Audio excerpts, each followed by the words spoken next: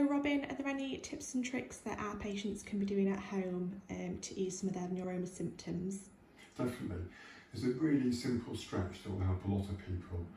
With a Morton's neuroma, you often find that the nerve tends to be slightly tethered with all the adhesions that form in this area here.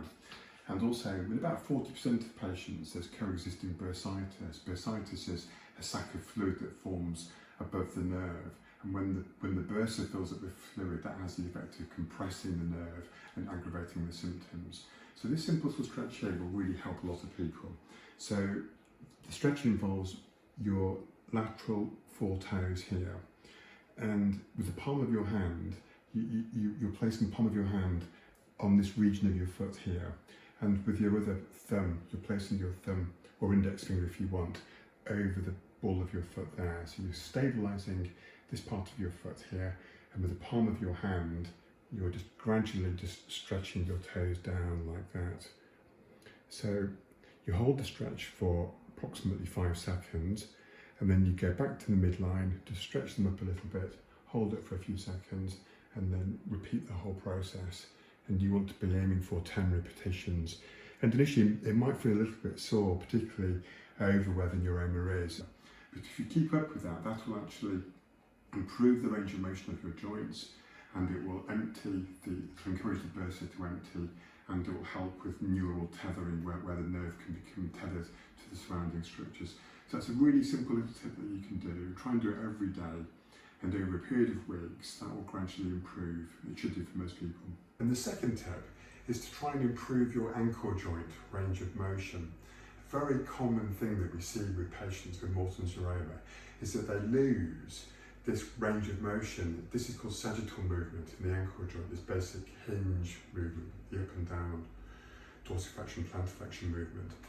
And nobody really knows why. It's a bit of a chicken and egg situation. As we get older, the muscles in the back of the calf, they do tend to tighten up, as do the soft tissues.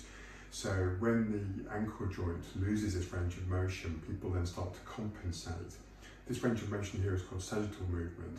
And the other movement that people have available to them is what's called frontal plane movement, where the forefoot moves from side to side.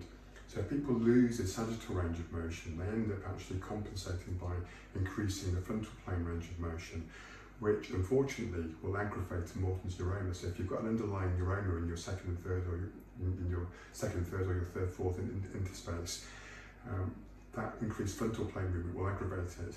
So what you're aiming to do is really try and get some flexibility back into your ankle joint. And the best way of doing that is the knee to wall test. I'll just show you that now. So it involves you standing in front of a wall, and it involves you just gradually bringing your knee into contact with the wall, and at all times keeping your heel flat on the ground. So for me, I've already marked out with this piece of tape how far back I need to go. So for me, I can comfortably make contact with the wall with my knee. But if I move any further back from where that tape is there, I'm struggling and my heel starts to want to lift off, and that's not very good. So you want to be performing the stretch with your heel solidly on the ground.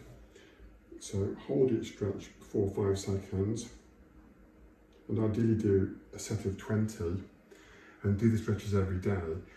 And then every 3rd to 4th day, what you want to do is just try and gradually move the marker so that your foot is just a little bit further away.